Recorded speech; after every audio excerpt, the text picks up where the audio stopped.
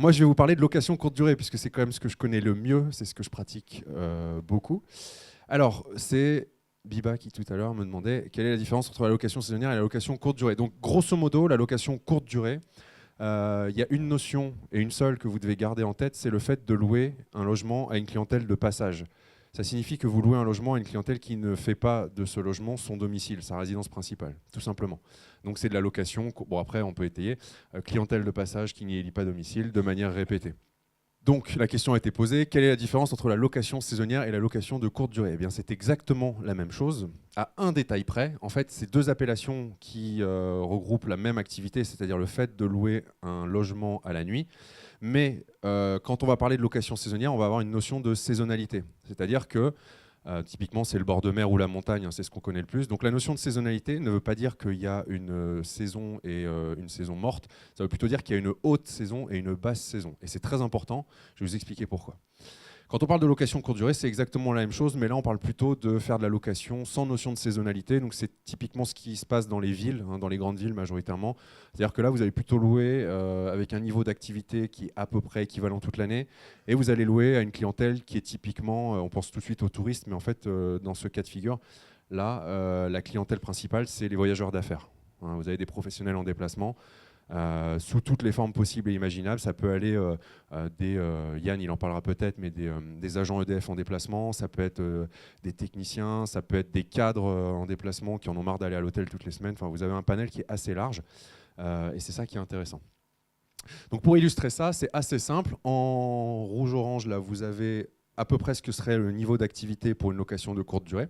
Et en bleu, vous auriez l'activité pour une location saisonnière. Donc là, je vous ai pris le cas d'un bord de mer. Donc vous voyez que bien sûr, en haute saison, vous avez un taux de remplissage de 100%. Et en basse saison, donc janvier, février, puis novembre, décembre, qu'est-ce que vous voyez? Vous voyez tout simplement que, bien sûr, c'est pas plein, mais c'est pas vide non plus.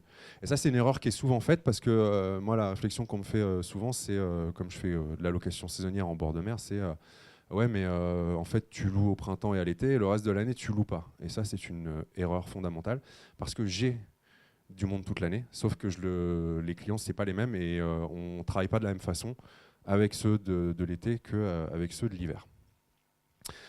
Je vais vous faire un point sur la réglementation de la location courte durée, parce qu'on entend tout et son contraire dans les médias. Est-ce que vous la connaissez un petit peu, la réglementation, ou pas du tout? Qui pense qu'on n'a plus le droit de faire de location saisonnière? Personne, donc déjà c'est un bon point. Qui pense que c'est limité à 120 jours par an? Une personne, d'accord?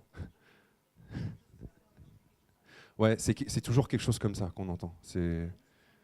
Ouais. Non, en fait, on entend plein de choses dans les médias. On entend qu'un coup on a le droit, un coup on n'a plus le droit. À Bordeaux on n'a plus le droit, à Paris on n'a plus le droit. Ou qu'on a le droit mais que 120 jours par an, ou que finalement on peut autant qu'on veut. Et en fait, tout est vrai et tout est faux à la fois. C'est-à-dire qu'il y a plusieurs cas de figure à distinguer. Et il y a notamment deux grandes catégories à distinguer. Premier cas de figure, vous louez votre résidence principale. C'est-à-dire là où vous habitez toute l'année. Dans ce cas-là, vous n'avez pas le droit effectivement de louer plus de 120 nuits par an, pour la simple et bonne raison que la résidence principale d'un point de vue fiscal, vous devez y habiter 8 mois dans l'année. Donc il vous reste 4 mois. 4 mois fois 30 nuits, ça fait 120 nuits. Voilà pourquoi vous ne pouvez pas louer plus de 120 nuits par an en location courte durée une résidence principale. Et ensuite, en fonction de là où vous habitez, vous allez avoir ou pas certaines démarches à formuler. Paris et Petite Couronne. Donc Paris a été très anti-Airbnb, anti-location courte durée. Si vous louez votre résidence principale, vous devez vous déclarer en mairie, ce qui va vous valoir un numéro que vous allez devoir indiquer sur vos annonces. Et donc vous allez reporter ce numéro sur vos annonces. Et en fait, après, les plateformes, là, depuis cette année, quand vous allez arriver à 120 nuits de location, vont bloquer automatiquement votre annonce pour que ce ne soit plus réservable jusqu'à la fin de l'année, en fait. Voilà, ça c'est le point numéro 1.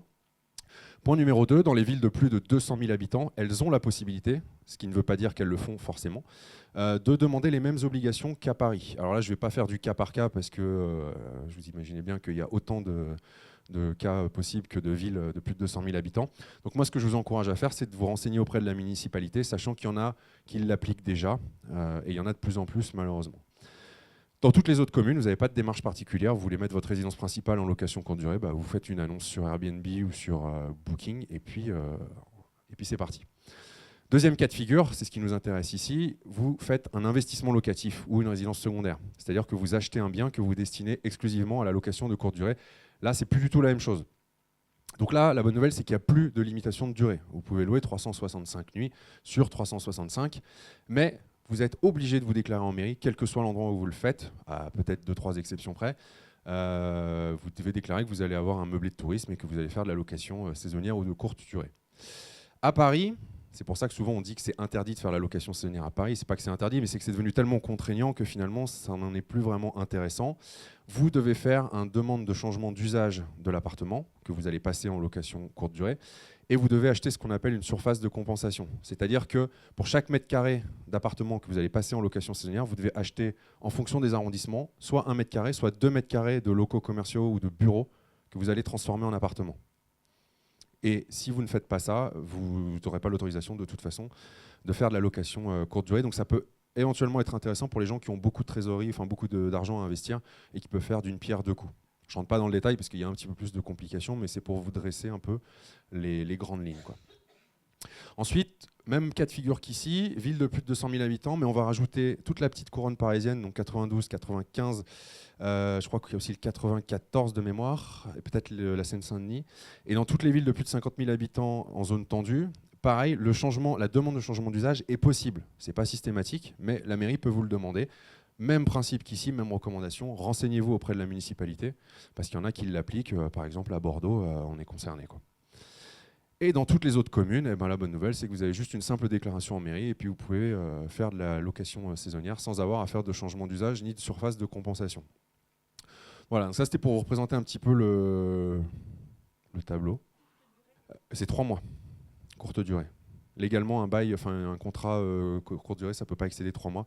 Après, on bascule sur ce qu'on appelle de la moyenne durée, notamment avec... Oui, étudiant 9 mois après. Petite mise en garde, quels sont les risques encourus en cas de non-respect avec la loi Elan qui est entrée en vigueur il n'y a pas si longtemps.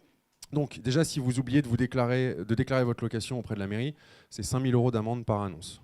Bon, il y en a qui vont trouver ça cher, d'autres qui vont dire c'est quelques semaines de location. Ça, je vous laisse apprécier.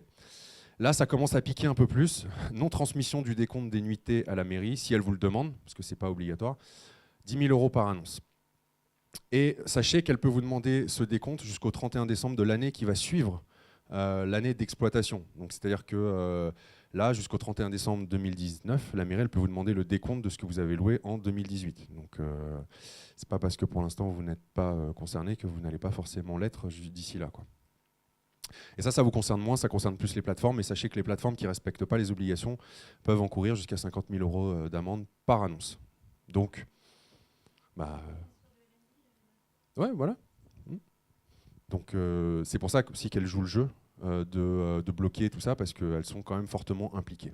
Alors maintenant qu'on a passé la partie un peu pas très fun, je vais quand même vous donner 5 raisons de faire de la location courte durée, parce que bon, c'est vrai que ça fait un moment maintenant qu'on en parle de location courte durée.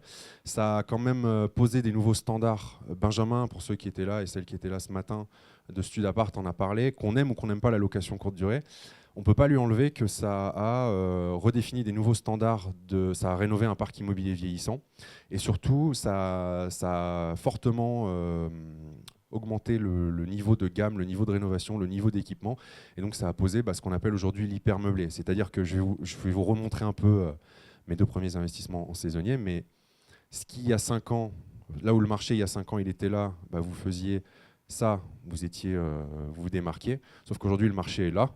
Donc pour se démarquer, il faut se mettre là, tout simplement.